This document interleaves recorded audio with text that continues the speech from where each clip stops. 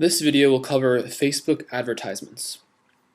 Facebook ads have their strengths and their weaknesses, but they can be an effective aspect of an online marketing mix. So to get started, you want to head over to www.facebook.com/advertising. Once you're there, click on Create an Ad.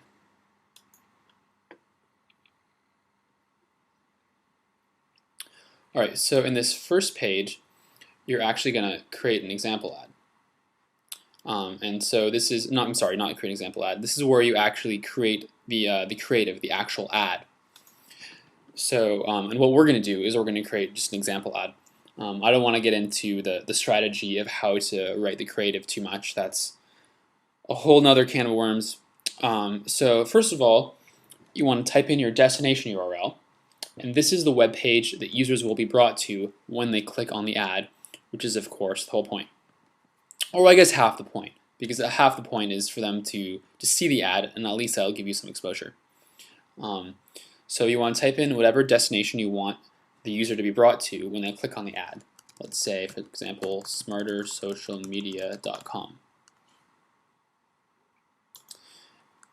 Here you write in the title of the ad, and that's this copy here. That's usually the first thing people will see.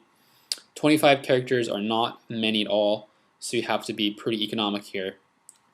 Example advertise, or example Facebook ad. I couldn't even get advertisement in there. So yeah, it's not a whole lot of characters for you to work with there, so you got to be really concise. The body text allows you 135 characters, so you can usually fit in a couple sentences, a few sentences even. Usually want to be pretty informative. It's not really this. It's very different from a traditional print ad where you can be creative and playful. In a Facebook ad, you need to really get the point across. For example, here's a Mafia Wars ad. Bored? Kill some time. Join millions of others your friends have. Show them who's boss. Click here to play Mafia Wars. So this is an example ad. This is the space where the main copy goes. I have a few more characters left. I can fit about 3 sentences here. And here gets cut off. So that's about how much space you have. You can also choose a file to upload. For example, let's just choose whatever happens to be on my desktop. I have a picture of Lake Tahoe. Upload the photo. Just give it a sec, and it'll appear in the middle here between the title text and the copy. So there you go. That's how you create the creative for a Facebook ad. So it's tough business. You got to be really concise. There is not much room for you to play with here. Okay, let's move on to the fun part. So now targeting. And targeting is really where Facebook advertisements shine and what sets them apart from other advertisements such as Google AdWords. You can target very, very closely in Facebook ads. So first of all, you can target by location. You can do it by country. I could target Canada. If I do so, the estimated reach of my ad will be, hold on a second here while that information loads up, 14 million people. So there are 14 million people who live in Canada, age 18 or older, and are on Facebook. How about, just for the hell of it, try Scotland. Let's see how many Facebook users there are in Scotland. Apparently it told me that's invalid. Huh. That's strange. Anyway, let's go back to the United States. The estimated reach is going to be huge here, as there are millions and millions of people on Facebook in America, of course. So 120 million people. That is quite a large reach and is not very targeted, so let's break it down a little more. Let's say you just want people in the city of Pasadena, California. your estimated reach is going to be brought down to a few million people, I'd imagine. Right now, we're including cities within 50 miles. But let's say we really just want something targeted very close to Pasadena. Let's bring it down to 10 miles. That's still going to spill over into quite a large metropolitan area. It's not going to be a small reach, but at least it's a lot more targeted than it was when we started. So let's see what that's going to end up as. Sorry, the Facebook's being a little slow today. I apologize. Well, while it's loading, let's talk about some other options here. You can also target by demographic, by age. 13 is the youngest, but you can go say 13 to 15 or just 29 to 30-year-olds. You can choose to target by male or female. You can also choose likes and interests.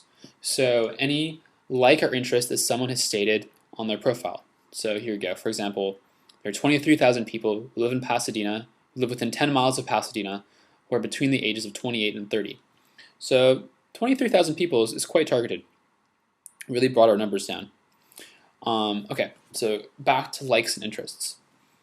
So anyone who has stated a like or interest on their Facebook page, this is of course a voluntary thing, will show up here. Let's say you want to target people who like the Dodgers. So probably Los Angeles Dodgers. Now it brings down the number to 920 people who are between the ages of 28 and 30, live in Pasadena, or within 10 miles of Pasadena, and like the Los Angeles Dodgers. Keep in mind here that there's probably a lot of other people in this area who like the Los Angeles Dodgers who just didn't put that on their Facebook profile. So these ads are a little bit limiting in that respect. But still, you can get things targeted pretty closely if that is your goal. Now you can also target based on connections on Facebook. So let's get rid of the Dodgers here. Let's say you want to target users who are connected to one of your pages. So connected to the Smarter Social Media fan page. There's 20 people who that applies to. The thing about connections on Facebook is you can only target users who are connected to pages that you are an administrator to. It would be great if you could target, say, if you wanted to reach kids who are really into Disney, if you could target kids who are connected to the Disney fan page, but unfortunately you can't do that. You gotta stick with pages that you're the admin of.